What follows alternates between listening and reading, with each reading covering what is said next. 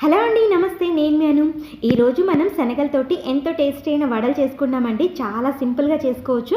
ఇక్కడ నేను శనగల్ని ఒక 5-6 గంటల పాటు నానబెట్టుకున్నానండి. ఇవి నానిన తర్వాత వాటర్ మొత్తం తీసేసుకోవాలి. తీసేసి ఈ శనగల్ని ఒక మిక్సీ జార్లో వేసుకోవాలండి. ఈ మొత్తాన్ని కూడా శనగలన్నిటిని వేసుకున్న తర్వాత ఒక 4 పచ్చిమిర్చి, ఒక 1/2 టీ స్పూను జీలకర్ర, తగినంత ఉప్పు వేసుకొని మొత్తాన్ని కూడా మిక్సీ పట్టుకోవాలండి. కొద్ది కొద్దిగా వాటర్ యాడ్ చేసుకుంటూ. ఇది చూసారా, ఇక్కడ నేను చూపించిన విధంగా పట్టుకున్నట్లయితే సరిపోతుంది. వడలు వేసుకోవడానికి చాలా చక్కగా వస్తాయన్నమాట. ఇప్పుడు మనం పిండి అంతా కూడా ఒక గిన్నెలోకి తీసేసుకుందాము. ఓకే, మనకి పిండి రెడీ అయిపోయింది కదా. ఇప్పుడు స్టవ్ పైన ఆయిల్ పెట్టుకుందామండి. ఆయిల్ కూడా వేడైపోయింది. వేడైన తర్వాత ఇట్లా ఒక చిన్న కవర్ తీసుకోవాలండి. మీరు పాల ప్యాకెట్ అయినా ఏదైనా తీసుకోవచ్చు.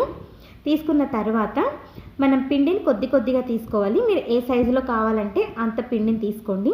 తీసుకొని ఈ విధంగా మామూలుగా మనం వడలు ఏ విధంగా వేస్తామో అదే విధంగా మీరు కావాలంటే వీటిలో ఉల్లిపాయలు కూడా వేసుకోవచ్చండి. నేను ఉల్లిపాయలు వేయలేదు.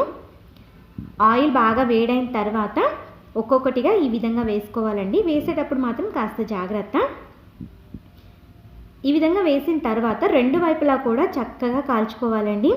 చాలా అంటే చాలా టేస్టీగా ఉంటాయండి. వీటిని మీరు కావాలంటే చట్నీతో తినొచ్చు, లేదంటే సాస్తో కూడా తినొచ్చు. మన పూజల టైంలో ఒక్కోసారి నానపెట్టుకున్నప్పుడు శనగలు మిగిలిపోతూ ఉంటాయి కదా, అటువంటి టైంలో ఈ విధంగా చేసుకోవచ్చండి.